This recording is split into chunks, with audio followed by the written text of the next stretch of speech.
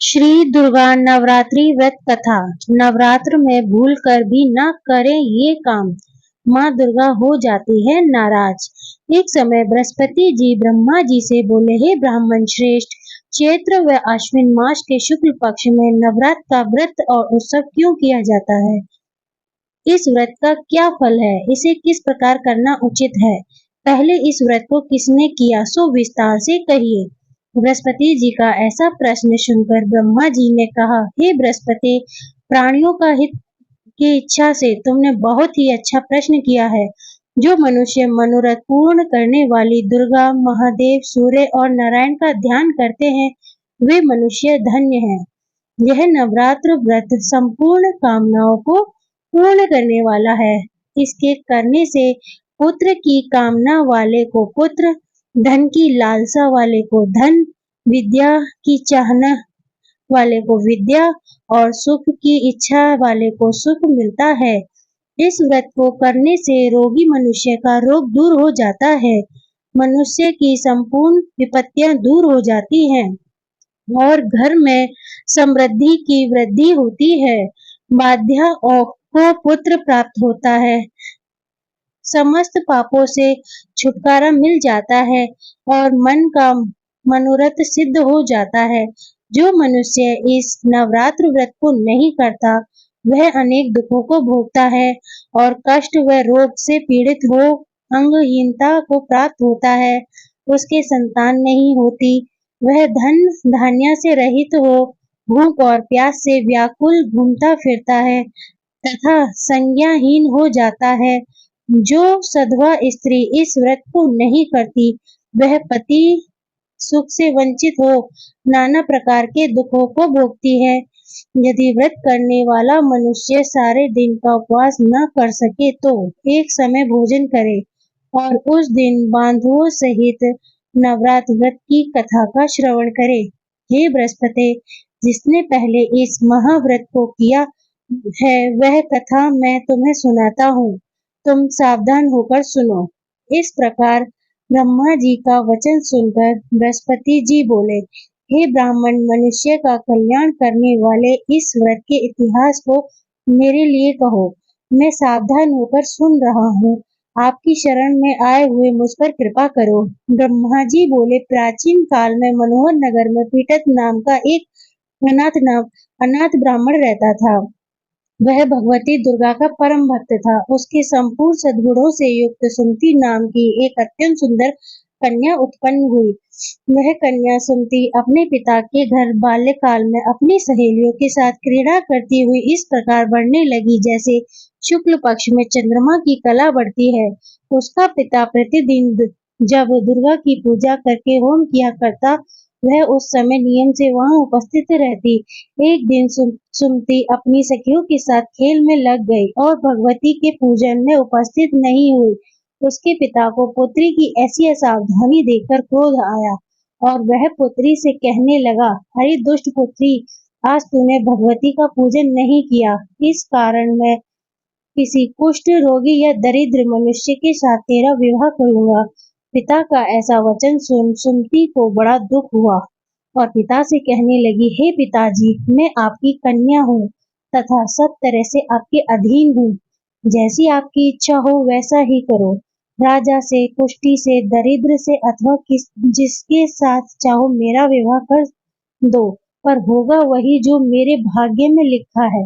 मेरा तो अटल विश्वास है, जो जैसा कर्म करता है उसको कर्मों के अनुसार वैसा ही फल प्राप्त होता है, क्योंकि कर्म करना मनुष्य के अधीन है पर फल देना ईश्वर के अधीन है। जैसे अग्नि में पड़ने से त्राणिधि उसको अधिक प्रदीप्त कर देते हैं, इस प्रकार कन्या के ऐसे निर्भयता से कहे हुए वचन सुन उस ब्राह्मण ने क्रोधित हो अपनी कन्या का विवाह एक कुष्ठी के साथ कर दिया और अत्यंत क्रोधित हो पुत्री से कहने लगा, हे दुष्ट पुत्री, अपने कर्म का फल भोगो। देखे भाग्य के भरोसे रहकर क्या करती हो। पिता के ऐसे कटु वचनों को सुनती मन में विचार करने लगी, अहो मेरा बड़ा दुर्भाग्य है जिससे मुझे ऐसा पति मिला। इस तरह अपने दुख का विचार करती हुई वह कन्या अपने पति के साथ वन में चली गई और डरावने कुशायुक्त उस निर्जन वन में उन्होंने वह रात बड़े कष्ट से व्यतीत की। उस गरीब बालिका की ऐसी दशा देख देवी भगवती ने पूर्व पुण्य के प्रभाव से प्रकट हो सुमति से कहा, हे दीन ब्रह्माणी, मैं तुझसे प्रसन्न हूँ, तुम जो चाहे वरदान मांग सकती हो। भगवती दुर्गा का यह वचन सुन ब्रह्माणी ने कहा, आप कौन हैं? वह सब मुझसे कहो। ब्रह्माणी का ऐसा वचन सुन देवी ने कहा कि मैं आदि शक्ति भगवती और मैं ही ब्रह्म विद्या व सरस्वती हूँ। प्रसन्न होने पर मैं प्राणियों का दुख दूर कर उनको सुख प्रदान करती हूँ। हे ब्रह्माणी, मैं तुझ पर तेरे पूर्व जन्म के पुण्य के प्रभाव से प्रसन्न हूँ। तुम्हारे पूर्व जन्म का वृतांत सुनाती हूँ। सुनो। तू पूर्व जन्म में निषाद भील की स्त्री थी और अति पतिव्रता थी।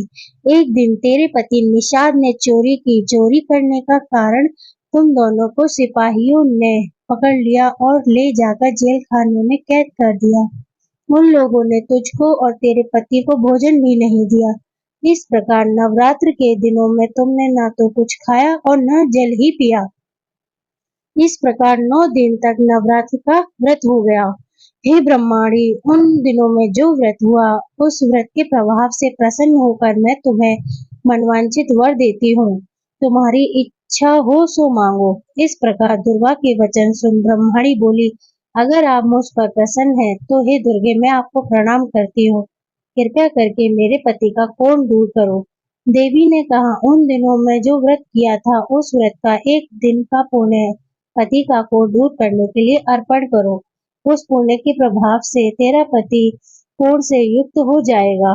ब्रह्मा जी बोले। इस प्रकार देवी के वचन सुन वह ब्रह्माणी बहुत प्रसन्न हुई और पति को निरोग करने की इच्छा से जब उसने तथास्तु, ठीक है, ऐसा वचन कहा, तब उसके पति का शरीर भगवती दुर्गा की कृपा से कुष्ठ रोग से रहित हो अति कांतिवान हो गया।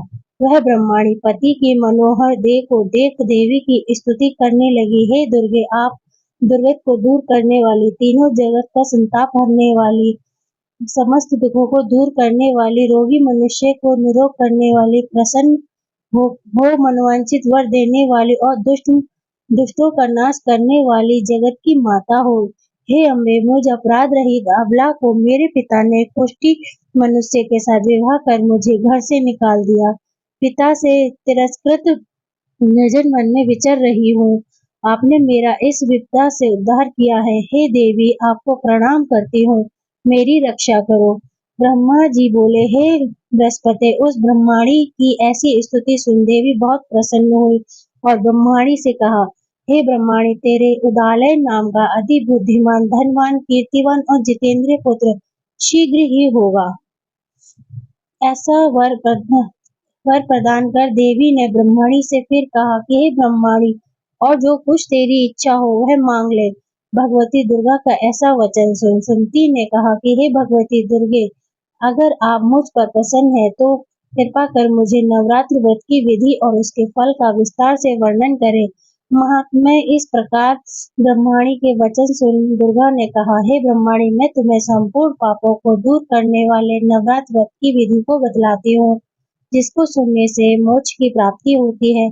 आश्विन मास के शुक्ल पक्ष की प्रतिपदा से लेकर 9 दिन तक विधि पूर्वक व्रत करें। यदि दिन भर व्रत न कर सके तो एक समय भोजन करे।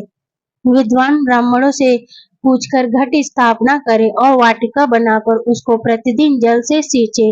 महाकाली, महालक्ष्मी और महासरस्वती देवी की मूर्तियां स्थापित कर उनकी नित्य विधि सहित पूजा करें और पुष्पों से विधि पूर्वक अर्घ्य दे। बिजौरा के फूल से अर्घ्य देने से रूप की प्राप्ति होती है। जयफल से अर्घ्य देने से कीर्ति, दाग से अर्घ्य देने से कार्य की सिद्धि होती है। आंवले से अर्घ्य देने से सुख की प्राप्ति होती है।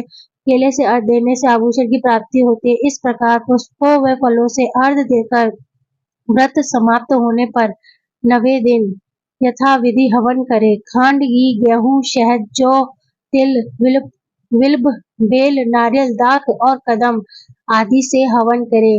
गेहूं होम करने से लक्ष्मी की प्राप्ति होती है। खीर एवं चंपा के पुष्पों से धन की और बेलपत्तों से तेज व सुख की प्राप्ति होती है। आंवले से कीर्ति की और केले से पुत्र की, कमल से राज सम्मान की और दाखों से संपदा की प्राप्ति होती है। खांड, घी, नारियल, शहद, जौ और तिल तथा फलों से होम करने से मनवांछित वस्तुओं की प्राप्ति होती है। व्रत करने वाला मनुष्य इस विधि विधान से होम कर आचार्य को अत्यंत नम्रता के साथ प्रणाम करे और यज्ञ की सिद्धि के लिए उसे दक्षिणा दे। इस प्रकार बताई हुई विधि के अनुसार जो व्यक्ति व्रत करता है उसके सब मनोरथ सिद्ध होते हैं, इसमें तनिक भी संदेह नहीं है। इन 9 दिनों में जो कुछ दान दिया जाता है उसका करोड़ों गुना फल मिलता है। इस नवरात्र व्रत करने में अश्वमेध यज्ञ का फल मिलता है। हे ब्रह्माणी, इस संपूर्ण कामनाओं को पूर्ण करने वाले उत्तम व्रत को तीर्थ, मंदिर अथवा घर में विधि के अनुसार करें। ब्रह्मा जी बोले, हे बृहस्पति, इस प्रकार ब्रह्माणी को व्रत की विधि और फल बतलाकर देवी अंतर ध्यान हो गई। जो मनुष्य या स्त्री इस व्रत को भक्ति पूर्वक करता है वह इस लोक में सुख प्राप्त कर अंत में दुर्लभ मोक्ष को प्राप्त होता है। हे बृहस्पति, यह इस दुर्लभ व्रत का माहात्म्य है जो मैंने तुम्हें बतलाया है। यह सुन बृहस्पति जी आनंद से प्रफुल्लित हो ब्रह्मा जी से कहने लगे कि हे ब्राह्मण, आपने मुझ पर अति कृपा की जो मुझे इस नवरात्र व्रत का महात्म्य सुनाया। ब्रह्मा जी बोले कि हे बृहस्पति, यह देवी भगवती शक्ति संपूर्ण लोगों का पालन करने वाली है। इस महादेवी के प्रभाव को कौन जान सकता है। बोलो देवी भगवती की जय। व्रत की विधि प्रथा सत्य कर्म से निवृत्त हो स्नान कर मंदिर में या घर पर ही नवरात्र में दुर्गा जी का ध्यान करके यह कथा करनी चाहिए। कन्याओं के लिए यह व्रत विशेष फलदायक है। श्री जगदम्बा की कृपा से सब विघ्न दूर हो जाते हैं तथा सुख समृद्धि की प्राप्ति होती है। प्रार्थना है, परमेश्वरी, मेरे द्वारा रात दिन सहस्त्रों अपराध होते हैं, यह मेरा दास है, समझकर मेरे अपराधों को क्षमा करो। हे परमेश्वरी, मैं आवाहन, विसर्जन और पूजन करना नहीं जानता, मुझे क्षमा करो। हे सुरेश्वरी, मैंने जो मंत्रहीन, क्रियाहीन, भक्त युक्त पूजन किया है वह स्वीकार करो। हे परमेश्वरी, अज्ञान से, भूल से अथवा बुद्धि भ्रांति से जो न्यूनता अथवा अधिकता हो गई है उसे क्षमा करिए तथा प्रसन्न होइए। जाप मंत्र ओम ऐं ह्रीं क्लीं चामुंडाय विच्चै नमः। मनोकामना सिद्धि के लिए इस मंत्र को 108 बार या सुविधा अनुसार जाप करें। शारदीय नवरात्रि का खास महत्व है। इस समय में देवी की पूजा कर उनसे सुख समृद्धि की कामना करना बहुत शुभ माना गया है। व्रत में शारीरिक और मानसिक दोनों ही तरह से संयम जरूरी है।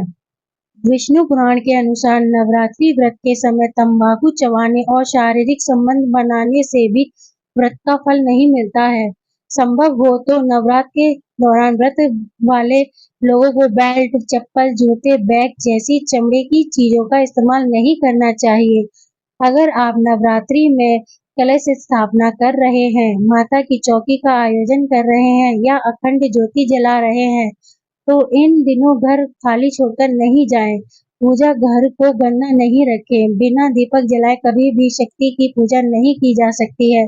नवरात्र के दौरान आप चाहे व्रत रख रहे हो या नहीं, बिना स्नान किए भोजन या न ग्रहण करें। स्नान के बाद दुर्गा माँ की पूजा करें और फिर भोजन ग्रहण करें। विष्णु पुराण के अनुसार नवरात्रि व्रत के समय दिन में नहीं सोना चाहिए। नवरात्र के दौरान मांसाहार और शराब इत्यादि से बिल्कुल दूर रहना चाहिए। नवरात्र के दौरान दुर्गा माँ की कृपा पाने के लिए घर में कलह का माहौल बिल्कुल नहीं होना चाहिए। लड़ाई झगड़े और वाद विवाद से बचना चाहिए। अगर आप चालीसा या सप्तशती का पाठ कर रहे हैं तो किसी से बात करने के लिए चालीसा को बीच में ही न रोक दें। व्रत के दौरान अगर फल खा रहे हैं तो एक बार में ही उसे खत्म कर लें, कई बार में नहीं। व्रत में 9 दिनों तक खाने में अनाज और नमक का सेवन नहीं करना चाहिए। खाने में कूटू का आटा, समारी के चावल, सिंगाड़े का आटा, साबूदाना, सेंधा नमक, फल, आलू, मेवे, मूंगफली खा सकते हैं। कहानी अगर पसंद आई हो तो वीडियो को लाइक, चैनल को सब्सक्राइब कीजिए और इसे ज्यादा से ज्यादा शेयर कीजिए। धन्यवाद।